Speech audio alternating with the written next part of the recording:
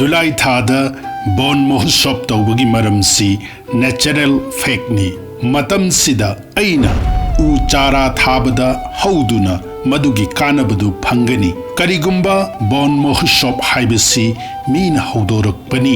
aina infam thokte khanduna December thada u tharabadi madu kanadaba arembani asumna numitna kanya amadi tulara sida leiba matamda taibang miyoibaga asi lamdamda leiriba aikoigi ipa ipu singa yamna naksinnai hairiba matamsi langban machet ama mera mapum amadi hiangai machet amana oi matam sida sanatan dharmana ipa ipu singi mapamda langban sitharakpa thakhaida sradha amadi tarpan katnaba takli Mera Purnima dagi hiangai Purnima phawbada laikhidraba ipa ipu singi maphamda atiyada thangmai katnaba takli aduga mera kungani pani panbadagi hiangai nini panba phawbagi numit mangani bu maru oina asi lamdamgi mapu oiriba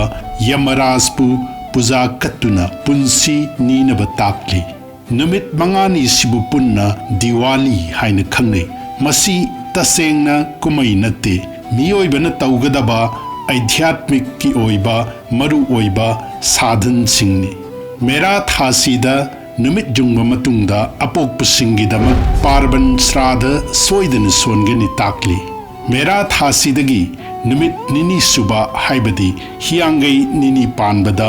yamaras ki maphamda machan nupi yamunana laibakta manam nungsiba chandan makal singa loinana yaingangna tika nambiduna pijapi thak tauki namit asibu Yam Dwitiya natraga Bhratri Dwitiya haina khangnai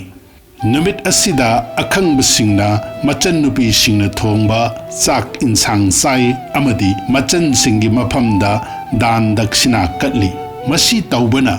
Yamaras na penbiduna miyoi adu punsi sangba amadi siraba matungda yomgi awa ana singdagi koksaba oi numit asina lakpada kumaigi oiba thorum khudingmak tawdrabasu machan mache singna Mabung Moupwa singi punsi nung sangba amadi lanpham khudingda asi ana amatta nangdana mai paknabagidamak mangal tika nambiyu